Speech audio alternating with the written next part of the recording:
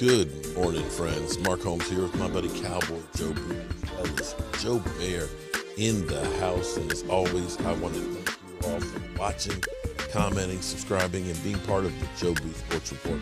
Without you guys, as well as you ladies, you know that this literally does not work. And let's wake up those football nerds. Wake up here, guys. Well, it is Super Bowl week, and I'll be honest, it is, quite frankly, the start of a very quiet Super Bowl week. We've had so many other things that are going on that have been a distraction, from the Brian Flores situation to coaches being hired.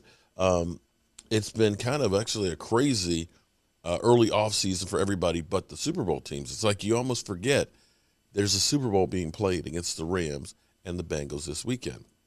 And I guess we'll get the build-up going as the week goes on. We're still dealing with, Tom Brady retiring. Will Aaron Rodgers stay in Green Bay? Will Kyler Murray, ever talk to the Cardinals? And now we're hearing Russell Wilson to the Washington Redskins. The Washington Commanders. Screw you, Washington. Screw you for all the confusion. In the end, you're still a garbage team with a garbage dump for a stadium. Anyway, for our Cowboys, we have to turn the attention now to who's going to be on the field. Pretty much we have our coaching staff together. We got Dan Quinn and Kellen Moore. Whether you like them or not, they're still under Mike McCarthy. Me personally, I think our offense is going to have to evolve. I believe that our offense is one of those things that everything has to be perfect for it to work. Just is. And I think that they're going to need to make some changes. I hope that this is the third year of Mike McCarthy. The first year we could look at and say it was COVID. You didn't really have a traditional offseason. You didn't have preseason games. You were changing things up. With a new regime, you kind of get, you get the pass on that one. Okay, the second year we had some good things. We doubled our wins. But now it's the third year, the no excuse year, the year that you've got to do something. You got to put up or shut up, or I can guarantee you Jerry Jones is going to be pulling the trigger for somebody else. Flat out. There are no excuses. You look at Cincinnati, 3 years in on that reign, they're in the Super Bowl. Cowboy fans and Jerry Jones are really impatient. We have to do something. So we still have to deal with no money on the cap. We still have to figure out who's going to be here, because we have 21 free agents. And if we let them go, how many can we replace in the draft? Now, last year was great because we had 4 compensatory picks to supplement our regular draft situation. As it sits right now, we have our regular 7 picks. Our picks are 24, 56, 88, 126, 142. We have 2 actually in the fourth. 166 and 203. And we should get, believe it or not, a compensatory pick, a 5th round from Andy Dalton going to the Bears. Crazy as it is, a 5th round pick for Andy Dalton. So that's 8 picks. It's not quite enough to fix everything that we have going wrong with the Dallas Cowboys with 21 free agents. So some of those free agents are going to need to be here, or to have others to go through. In order to do that, we currently are $21 million over the cap. We'll get about 16 from Dak Prescott restructure. There may be other restructurings that go on. For me, everything starts with the offensive line. If the Cowboys do not get a good offensive line together, a cohesive offensive line, an offensive line that we can have the same group playing for more than 3 games in a row, we're not going anywhere. It's flat out.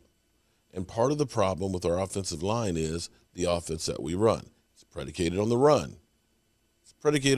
But they're trying to pass a whole lot. And we can't run. And all that starts with the offensive line. Hard decisions have to be made because you got 3 guys on the offensive line that are paid like the top players in the offensive line. You got Tyron Smith, who's a $17 million cap hit. Missed 7 games last year, 6 games, and missed 14 the year before. $17 million. You got Lyle Collins, $15 million. Missed 6 games because of stupid not taking drug tests, skipping them. Missed all of the year before with bad hips and wasn't quite as effective as he was before. Zach Martin, can't argue. Zach Martin is still one of the best guards in football. Beyond that, we have Connor Williams, who's a free agent. I think that Connor Williams will be let go. And we have Tyler Badish, who I'm not sure that he's really, after having Travis Frederick, if he's really the guy who is going to get us to the next level. In my mind, you're going to have to let go one of the big money guys. Either Tyron Smith or Lyle Collins. Because the Cowboys have too many holes that have to be filled. If you get rid of Tyron Smith, I think what you have to do is keep Lyle Collins and move him to guard.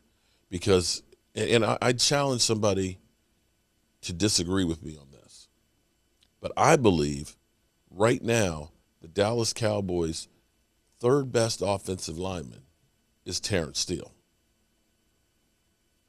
When the Dallas Cowboys offense was flowing, even with the penalties of Connor Williams, even with Tyler Badish getting jacked up and lifted back into Dak Prescott's lap, those first 7 games before Tyron Smith got hurt, and we had Terrence Steele at right tackle, that was the golden age last year of our offensive line. Running backs were able to run, even with Zeke having the torn PCL. They were still opening holes. The problem became is they moved Terrence Steele to left tackle. Remember, it's only his second year. His first year he got thrown to the Wolves, 13 games as an undrafted rookie free agent with no offseason, no preseason games, and became a starter when nobody thought he was going to be a starter. Nobody thought he was going to sniff the field, yet he had to play 13 games. He was getting the right tackle position down pat. You switch him to the left, everything's reversed. It's like going from writing right-handed to writing left-handed. You can do it, but it don't look good. He started getting his legs underneath him. Problem was, again, Tyron Smith would come back and not be the Tyron Smith he was. Terrence Steele sits on the bench. Terrence Steele needs to be on the field. He is your third best offensive lineman. And I dare say he's sneaking up to be your second best offensive lineman. I know you're going to say, yeah, but he was an undrafted rookie free agent. That can't happen.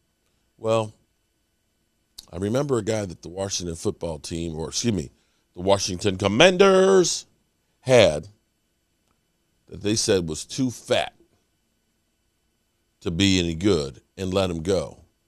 Jimmy Johnson picked him up. And that guy was Nate Newton. And he was instrumental in the Dallas Cowboys winning those 3 Super Bowls. So I don't want to hear that where you were drafted means shit. The bottom line is, can you play? And he's shown he can play. He needs to be the starter at right tackle. Lyle Collins, I think maybe needs to go back to being a guard. Lyle Collins, even with the hip problems, would be a better guard than what we have in Connor Williams. Zach Martin is fine. If you can get good play out of your 2 guards, your center can be a lesser player. But what you must focus on is you must focus on either figuring out how the hell you can keep Tyron Smith healthy, or you need to be drafting the guy to replace him. And I think at this point, you've got to start looking at trying to find that guy. There are going to be some players out there in free agency that you could get to help on this offensive line, and maybe what you need to look at is, do I have a better chance of getting a left tackle in free agency, or do I have a better chance of getting a guard? And that will help to dictate whether it's Lyle or Tyron Smith. Lyle's younger.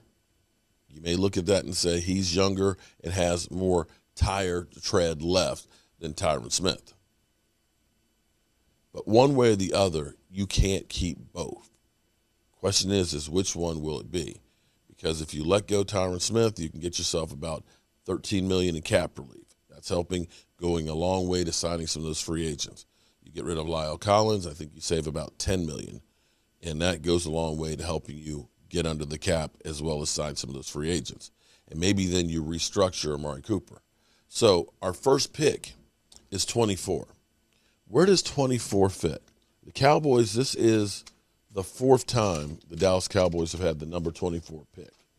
And how did they do with the 24 pick? They drafted Robert Jones, linebacker. He was a Pro Bowler. They drafted Dez Bryant with the 24 pick, and they also got Calvin Hill. So the Cowboys have had some luck there. Now, if you're talking about getting a franchise left tackle, probably aren't going to necessarily be there that late. Not one of your key guys. Left tackle is one of those ones. See, the way I break down the draft and look at it is there's certain positions where you can get the best in the first round late. There's other ones that you're going to be fourth or fifth best prospect. Quarterback, in the first round, if you're drafting late in the first round, you're like 3, 4, maybe, somewhere down the line, unless it's just an ass year for quarterback. But I see so many teams that are quarterback heavy, needy, that that they're going to be reaching for quarterbacks. The quarterbacks out there that aren't that good still are going to be first-round draft picks because they ain't got nobody else. So, there'll be a run on quarterbacks. Edge rushers. There's always a run on edge. By the time you get to 24, there's probably 3 of those guys that are gone. Left tackle is going to be one of those ones that about 3 or 4 of them that are going to be gone. The ones that aren't gone are guys like safeties, guys like interior defensive linemen, more like the guards. Those are where you can get one of the highest rated players in those positions. If you're going for drafting and saying we have to get a left tackle, the best you might be able to get at 24 may be 4th. But you're looking at guard, you might be able to get the first or the second best guard. If you're looking at safety, you're looking at the best safety. If you're looking at interior defensive linemen, you may be looking at the best one. So this is the philosophy of the Cowboys that say, we want to just draft the best player available. And that's the best way to be. So you go through free agency, you try and get good players that fill in, and it can at least get you by. And that's where the draft, you can see if you can find a stud. Now, we got all kinds of places that we're going to need help. We need definitely help on the offensive line. I think we need help at tight end. I think we need linebacker play. We need help throughout on all of those. And we'll see what the Cowboys do, because the big question is do you bring back Jaron Kearse? Do you bring back Brett Urban? Do you bring back, Randy Gregory? Do you let go DeMarcus Ware? All of these things are going to dictate what you do in the draft. If you end up getting rid of D-Law, Lyle Collins, and Tyron Smith, now you got money to play in free agency. I doubt the Cowboys do that, because Stephen Jones has this thing where he just loves to be a bargain basement shopper. He feels like, I got this guy and I saved a boatload of money. He's that guy, as opposed to other teams that say, we got the top prize free agent. Well, some of those guys are in the Super Bowl. And here we are sitting on the couch. Whether you like it or not, that's the Cowboys' philosophy. So, one thing, let me check here real quick. Today's the 7th? Nope, no birthdays today. No birthdays today. Or today's the 8th. Tomorrow's Sheila's birthday. Just have to check. I got to check the list to make sure I get the birthdays right. Anyway, let's hear about what may affect the Dallas Cowboys season going forward next year. Should Aaron Rodgers stay in Green Bay? Come heck or high water, Aaron Rodgers should avoid going to the AFC.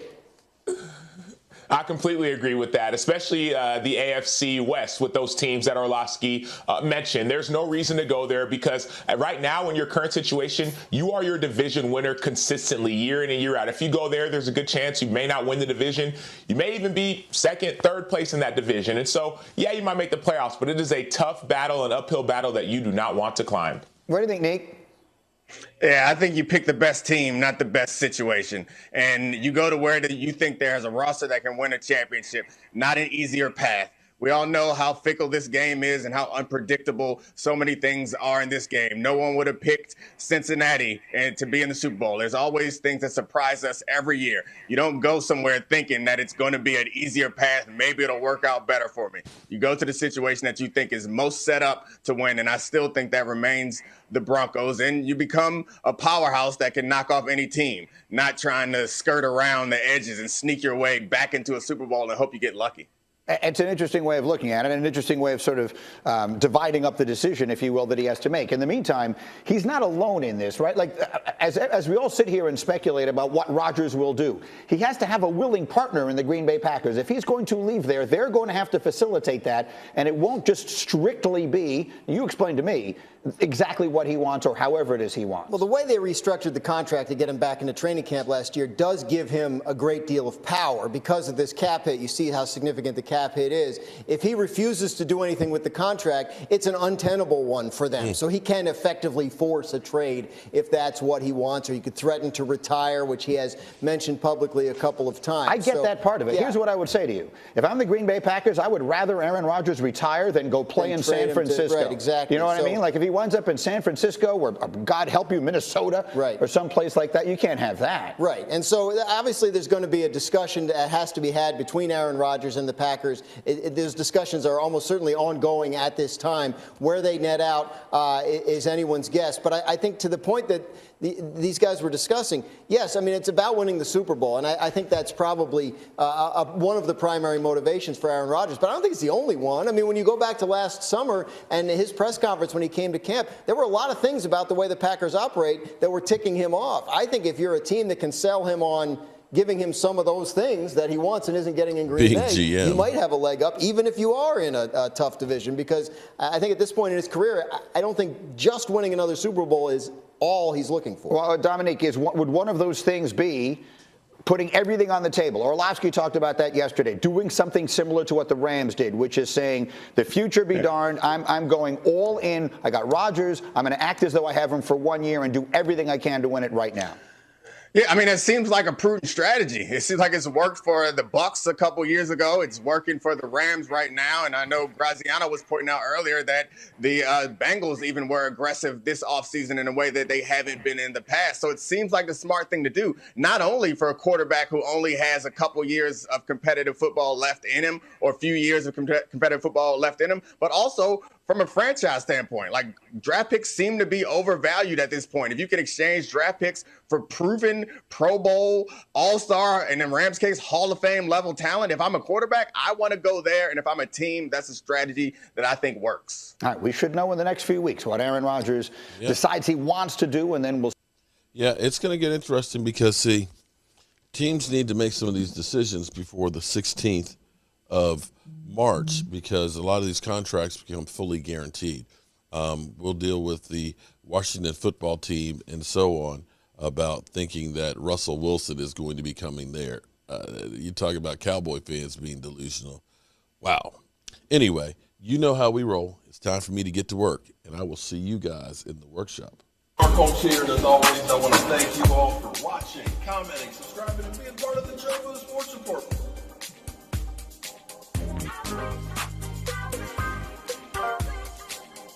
You did one hell of a job, and the only thing else I got to say is, how about